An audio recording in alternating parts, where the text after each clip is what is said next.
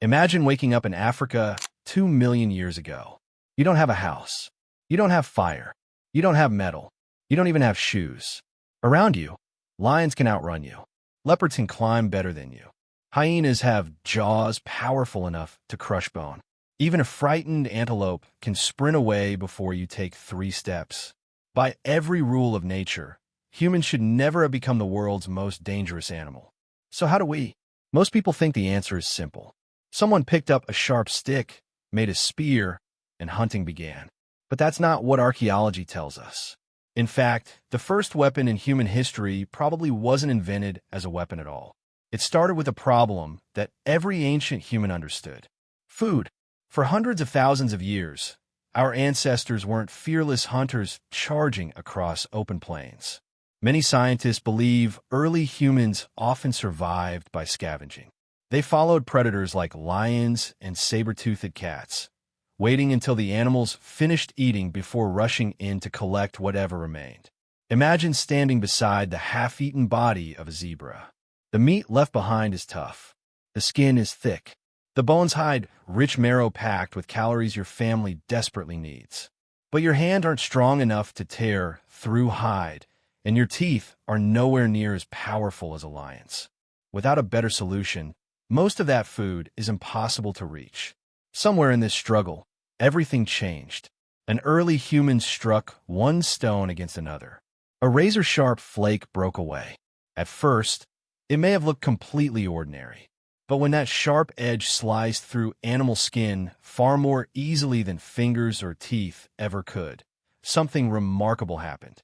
For the first time, humans weren't just using nature. They were changing it.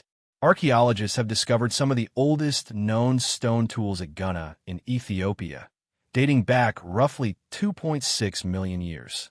They are surprisingly simple, just broken stones with incredibly sharp edges. Yet those rough flakes gave humans access to food that had previously been locked away. They could strip meat from bones faster, cut tendons more easily, open carcasses before larger predators returned, and crack bones to reach the nutritious marrow inside. It doesn't sound revolutionary, but surviving one extra winter could mean an entire family line continued instead of disappearing forever. The strange part is that none of these tools were designed for fighting. They were survival tools, almost like prehistoric kitchen knives. But nature has a habit of turning useful ideas into powerful ones. Imagine cutting meat beside a fresh carcass when a hungry hyena suddenly charges toward you. Instinct takes over. Without thinking, you raise the sharp stone in your hand. In that single moment, the tool changes. Not because its shape is different, because its purpose is. A sharp edge that could slice through animal hide could also slash at an attacking predator. A heavy rock used to crack bones could also frighten away rivals. The first weapon wasn't born in a workshop. It was born in emergency. That realization changed everything. Once humans understood that objects could protect life as well as prepare food, they started looking at the world differently. Every branch became a possible club. Every pointed stick became something worth experimenting with. Every unusually sharp stone became valuable enough to carry. Unlike claws or teeth, these advantages weren't inherited. They were learned. Parents showed children. Children copied adults. Groups copied successful neighbors. Knowledge spread from one generation to the next, becoming a kind of invisible technology. This may have been humanity's greatest evolutionary advantage. Not stronger muscles, not bigger teeth, but the ability to improve ideas. Over thousands of years, simple stone flakes evolved into carefully shaped hand axes. Archaeologists call many of these Acheulean tools, first appearing around 1.7 million years ago, a million years of patient refinement. Some are so symmetrical they almost look modern. People once believed these were mainly weapons. Today, most researchers think they served many purposes: cutting meat, shaping wood, digging roots, preparing hides. But every improvement brought humans one step closer to something far more important. What if a tool could help you hunt? And what if it let you fight from a safe distance? Those two questions would eventually transform a clever ape into the most successful predator the Earth has ever known. there was still one problem no stone tool could solve: getting close enough. Even with a sharp hand axe, attacking a wild horse, a giant deer, or an angry boar was incredibly dangerous. One mistake could mean broken bones or death. Humans didn't need a sharper weapon. They needed distance. And somewhere around 300,000 years ago, they found it. Archaeologists working in Germany uncovered a remarkable discovery known as the Schöningen Spears. These wooden spears stretched up to 2.5 meters long, taller than most modern humans. Their weight was distributed much like a modern javelin. They weren't just sharpened sticks. They were engineered to be thrown accurately over real distances. This changes the entire story. It means ancient humans weren't simply reacting to danger anymore. They were planning for it.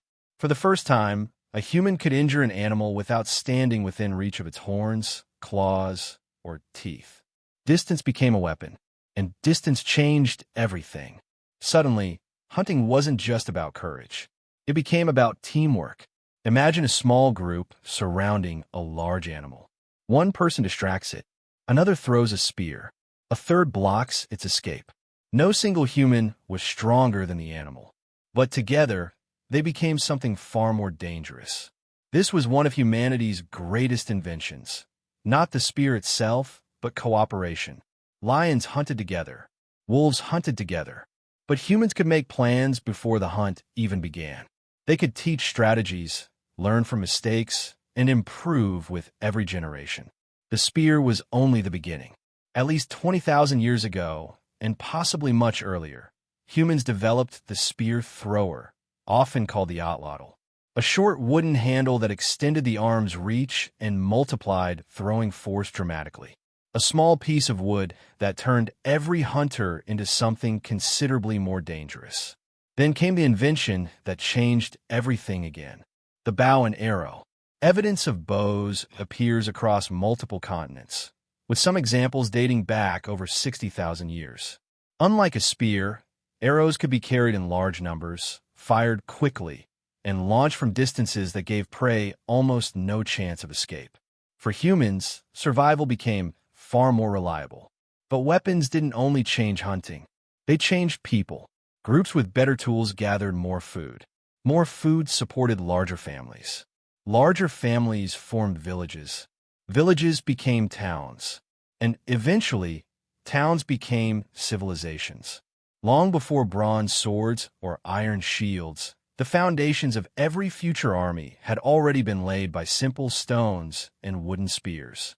Strange as it sounds, the first weapons probably saved far more lives than they ended. They protected families from predators, made hunting more reliable, reduced starvation, allowed humans to spread across deserts, frozen tundra, dense forests, and distant islands. Of course, there was another side to the story. The same spear that brought down a deer could also be turned against another human. As populations grew and resources became scarce, weapons slowly became tools of conflict as well as survival.